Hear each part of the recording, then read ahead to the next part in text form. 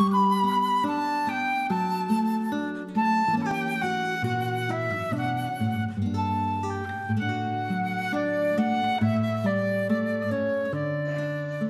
Senhor esteja convosco, Ele está no meio de nós.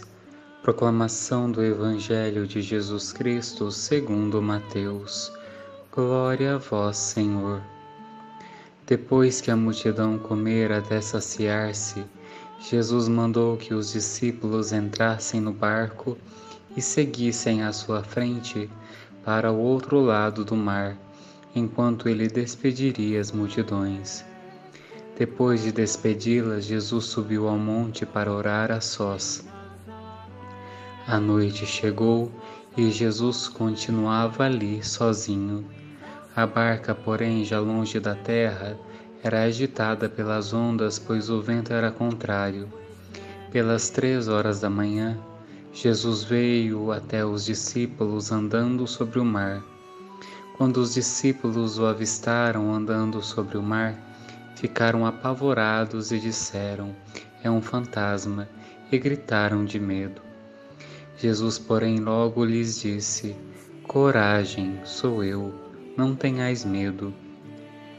Então Pedro lhe disse: "Senhor, se és tu, manda-me ir ao teu encontro caminhando sobre a água."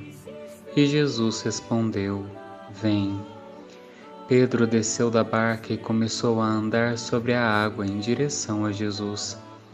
Mas quando sentiu o vento, ficou com medo e, começando a afundar, gritou: "Senhor, salva-me!" Jesus logo estendeu a mão, segurou Pedro e lhe disse: "Homem fraco na fé, por que duvidaste?" Assim que subiram no barco, o vento se acalmou. Os que estavam no barco prostraram-se diante dele, dizendo: "Verdadeiramente tu és o Filho de Deus." Após a travessia, desembarcaram em Genezaré. Os habitantes daquele lugar reconheceram Jesus e espalharam a notícia por toda a região. Então levaram a ele todos os doentes e pediam que pudessem ao menos tocar a barra de sua veste. E todos que a tocaram ficaram curados. Palavra da salvação. Glória a vós, Senhor. Meu irmão, minha irmã, no Evangelho de hoje nós contemplamos Jesus que, depois de multiplicar os pães, despede a multidão, despede os discípulos e sobe ao monte para rezar. E ali ele permanece por um bom tempo. Isso é muito significativo para nós, porque Jesus sabia da necessidade da oração. Jesus sabia a importância que tem de nos aproximarmos de Deus, que é nosso Pai, e ali derramarmos diante dele o nosso coração e abrirmos o nosso coração para ouvir aquilo que ele tem a nos dizer e nos ensinar. Quando nós assumimos uma vida de oração, criamos o hábito de rezar,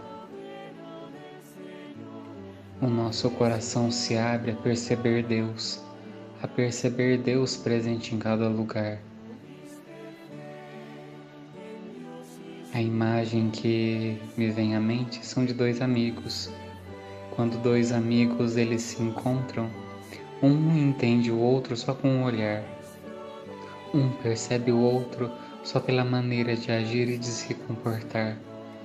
Um amigo sabe quando o outro não está bem, quando o outro está passando alguma dificuldade. E a oração faz isso com Deus. Nós nos tornamos próximos de Deus e Deus se torna próximo de nós. Assim, quando nós enfrentamos as tempestades da vida, os ventos que tentam gerar medo no nosso coração, aí o nosso coração não se desvia, aí permanecemos com o pensamento voltado a Deus. São Pedro, ele se desviou o olhar de Jesus e começou a se apavorar com o vento. Quando nós não temos o hábito da oração, Qualquer vento, qualquer tempestade, qualquer distração exterior nos abala e nos dispersa. Assim facilmente afundamos.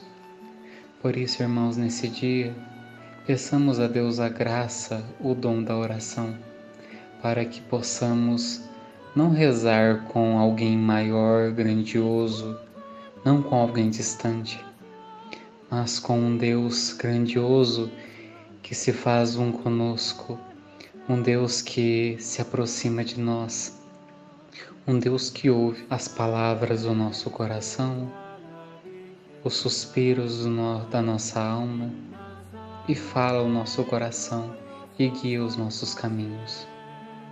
Ó Pai, pedimos que o Senhor nos ensine a rezar, nos conceda o dom da oração, para que a oração não seja simplesmente uma obrigação, um a fazer, mas que seja uma necessidade do nosso coração, uma necessidade de se encontrar com um amigo, alguém que me conhece, alguém que me ama, alguém que é mais próximo, alguém que dá sentido à minha vida. Dai-nos a graça, ó Pai, de compreender que quando estamos na Tua presença, os ventos passam, a tempestade vai embora e aos poucos nós contemplamos a paz e a calmaria. Que a Tua presença nos fortaleça e sustente. Amém.